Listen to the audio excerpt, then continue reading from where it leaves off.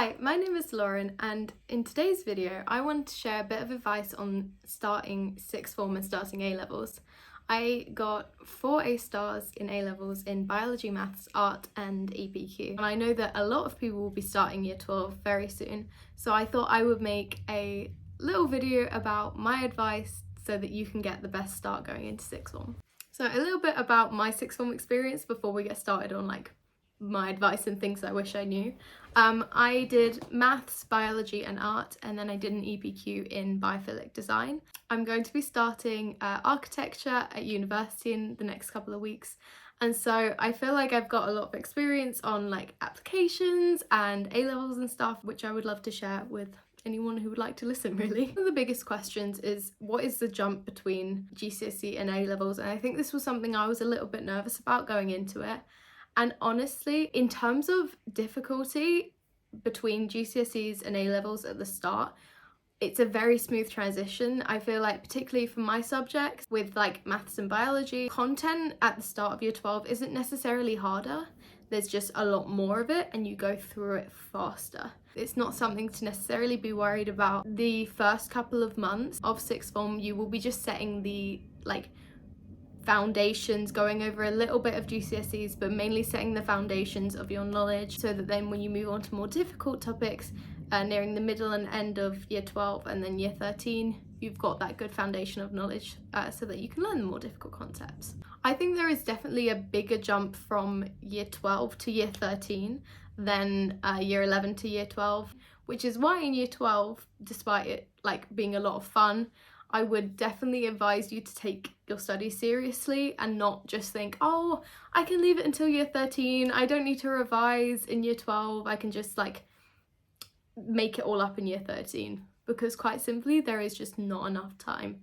The 2 years, and you'll be at the start of year 12 and then you'll get to this point where I am at the end of year 13 and be like, where did the time go? So another question I get a lot is how should you prepare for going into year 12 in terms of studies and stuff like that. For my sixth form, we got transition work, which was consolidating the hardest topics of year 11 and then learning the basis of some of the topics that you're going to study within the first month. Definitely do that transition work because it is important to keep your knowledge up, especially with such a long summer. You may end up for example, maths, you may have been at your top of your game at GCSE, and then if you don't do anything over the summer, you go into A-levels. Although the content's not necessarily going to be super difficult at the start, the speed of being able to do maths will have definitely declined. I would definitely advise to take the transition work seriously, just so that you feel confident going into the lesson and you're not thinking, oh, didn't do that, oh no, I don't know what they're talking about. Just do the transition work. So your mindset for sixth form, you're going to be learning 3 subjects, or maybe 4, although I really only recommend doing 3. I think 4's a bit excessive. But you'll be doing 3 subjects. Hopefully they're ones that you enjoy and that you find interesting. I would say that one of the most important things going into sixth form is having a good mindset about it, that it's going to be really fun, but also it's a lot of hard work, and if you want to do well, you have to go in straight away with that mindset of really working hard. At the start of year 12, when you've got these things called frees or study periods, everyone calls them free, but they're technically called study periods. And with this newfound independence and free time, it can be very easy to get into the habit of going, oh, I'm just going to go into the common room, I'm just going to chat with my friends, because it is a lot of fun. But one of my key advice is to still view school as school. It is a lot of fun and I really enjoy being able to study in the company of my friends. Cannot stress the importance of still having the mindset that school is a place where you work. Just because if you start to associate school with other things, such as if you're going on your phone, or if you're just spending time in the common room playing Uno or something like that, it can be very difficult to then, when you have to put in a lot of work in the run up to important mocks or the actual A-levels, it can be very difficult to try and break those bad habits and actually being able to focus for extended periods of times. Top pieces of advice going into sixth form would, in terms of free periods, is to not go on your phone in school. once you start, it's very difficult to stop. For me, I had a really big bag, so honestly I just lost my phone at the bottom of my bag. I knew it was in there, but I didn't go on my phone. Another good habit to start is trying to do the homework on the day that it's set. I did this especially for maths, as I personally found that the workload for maths was so much bigger than all of my other subjects. And so doing the homework, so doing the exercises on the day that they were set, or at least trying to get a part of the way through, made it a lot less overwhelming, because we would get like minimum an hour's homework for an hour's teaching time. Makes it way easier because it's like fresh in your mind, so it's going to take you less time. You're not going to have to relearn the content, but it feels like you're on top of your work and it's not just piling up. So personally for me, I had all of my maths lessons really from like, I had Monday, Wednesday and Thursday. So if I left it all until Thursday, then I would have loads of homework built up, and then I would feel like I'm just trying to catch up. In terms of pre-notes, at the start of year 12, I got into the habit of writing pre-notes for biology. I didn't have to really for my other subjects, because doing the work in maths for me wasn't achievable without it being taught to me. I did do it for biology, and this helped me to be able to engage more in the actual lessons rather than having to like scribble down loads of notes.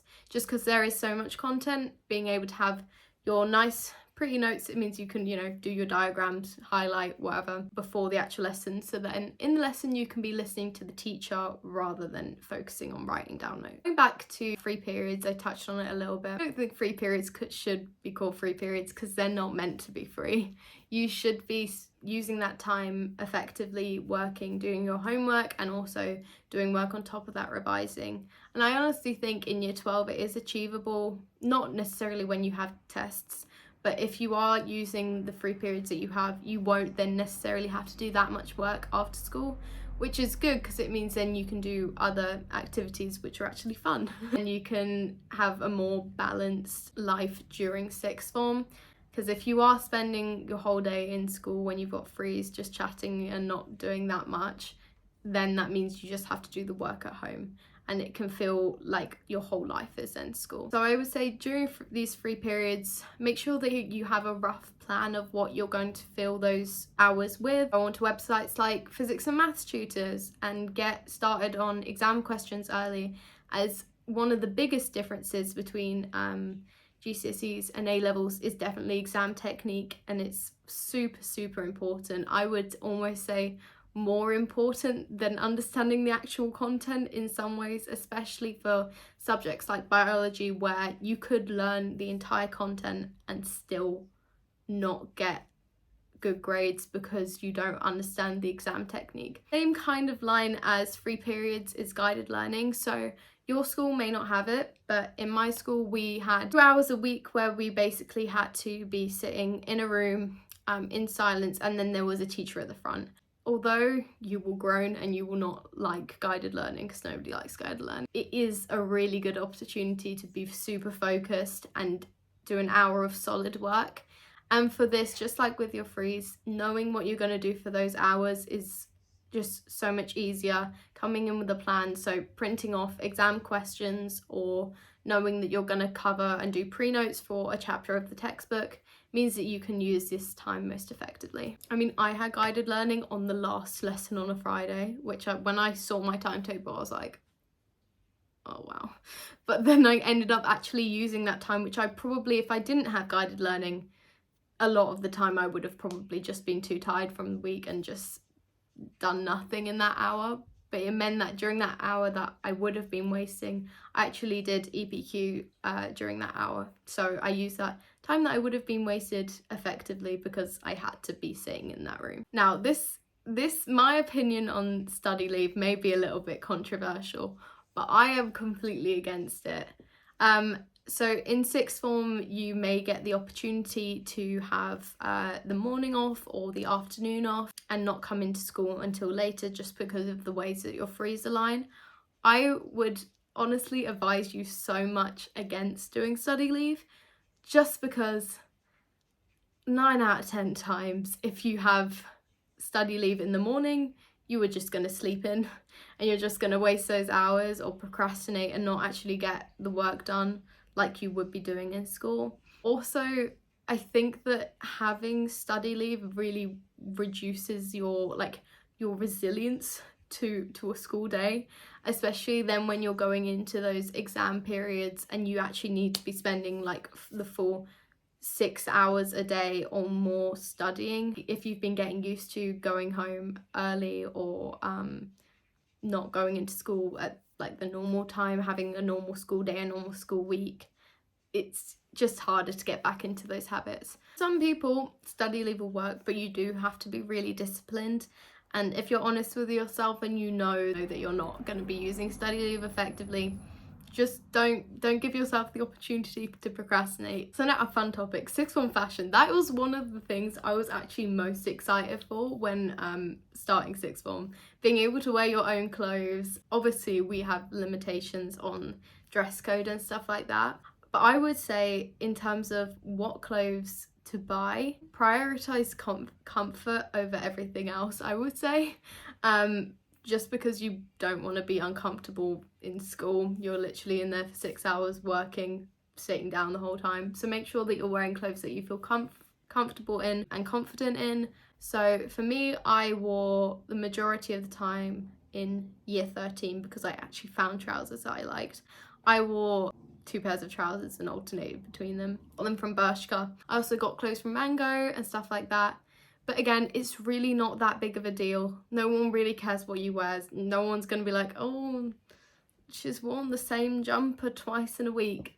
No one cares. So just like enjoy it if it's something that you enjoy, and if it's something that you don't care about, just be comfortable basically. Obviously, a big part of sixth form is getting your A-levels, but another part is enjoying yourself and making most out of the opportunities that arise from it. Personally, really enjoyed sixth form. Doing school shows, running clubs, joining society, getting involved with student leadership, and these were all things which really enhanced my sixth form experience, and without doing them, I think I would have been very much overwhelmed by how intense the study focus is. Even if you didn't necessarily in lower school get involved with things like shows or clubs and stuff like that, I would definitely try and get involved with as much as you can, especially in year 12. Just do it for fun because it's there as an opportunity to do it. Also, with my school, we were allowed to start clubs. You could basically just go up to the student leadership or the teacher leadership and be like, oh, I want to do a club, I want to start a crochet club, and just basically ask to use the room during lunchtime. Or one of my friends ran a politics club. It's a really good opportunity to learn new skills and also something that you can use for your personal statement. So I ran an art club. I really enjoyed giving back to the community and teaching younger students. When I say that I enjoyed sixth form a lot, it's not because I was revising. That's not what I was enjoying. I mean in terms of like being with my friends and doing stuff like school shows. Those are the memories that I'm going to take from sixth form. So try and make as many fun times that you can balance with the obvious necessary studying.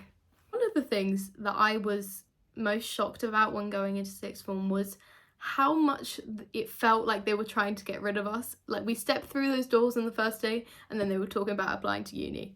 And I was like, oh, I just got here. But honestly, the 2 years go so fast that it is completely necessary to start thinking about your next steps almost as soon as you start, if not in the summer before you start sixth form. At the start of year 13, so in September, you will be applying to UCAS. Deadline's in January, but for early applications for like Oxford and Cambridge and med school, that is a lot earlier. Also, you don't really want to be applying over that Christmas time just because it's stressful and you have mocks like in January. So you want to get that out of the way as soon as possible. For your personal statement, which although it is changing for 2026 applicants into 3 separate sections, still 4,000 characters long, but just to make it a little bit easier to write, you will need stuff to fill up this personal statement. You don't have enough time to just start doing that in year 13. I feel like it's not said explicitly enough to year 12 students that this is the time that they should be using to research careers, research university courses, and be doing things specifically for their personal statement to demonstrate their passion for the course, especially when you have less homework and you don't have tests to revise for at the start of year 12. Use your free time to research the course, do online courses around that subject, or to read articles, read books, listen to podcasts, all things like that, and then document it down. The last thing I wanted to quickly touch on in this video is work experience. Again, I don't feel like this is emphasized enough early on as something that you need to start researching. It definitely depends on your course, and you may be lucky enough to know someone already in the industry that you want to go into to be able to get a placement. But specifically for myself, for architecture, I struggled to find a workplace. I rang up like 10 different firms, was on emails with 10 different firms before I actually found one that would be able to take me on for the week the school had allocated as the work experience week. Didn't start researching it maybe until after Christmas, by which point a lot of the really good work experiences, which are like done by the Natural History Museum and other big companies, they're already closed. A lot of them close December to January time. So if that's something you're interested in, definitely have a look when you're at, like now or in the next couple of weeks. Just scope out what work experience opportunities there are available now so that you can secure them. The availability of work experience will differ for different industries, so just play it safe and start researching it now. Also, a big tip is to just speak to people in the year above. In year 12, I was actually really nervous to speak to year 13s, which is so silly because and I had friends in year 13 as well, but like people who I weren't necessarily friends with, but they will have done their work experience in year 12, and so they have contacts to companies and like the actual email addresses you need to get work experience. Go speak to your head of years and they will have a document of what work experience everyone did the year before, and then you can go ask them, send them an email, because I had a girl who asked me who wants to do architecture, what architecture firm I was going. I did my work experience in, and I was like, yes, please let me help you. People want to help because they've had to go through it themselves. Do not be scared to ask for help from year 13s, because at the end of the day, they are literally like probably less than a year older than you and they want to help. So, well, at least that's my experience anyway. This is pretty much the end of this video. I've yapped on so much. If you have any questions about starting sixth form, I'd be happy to answer them in another video, so comment down below, and I hope this was really helpful for you guys. So thank you, and I'll see you in the next one. Bye!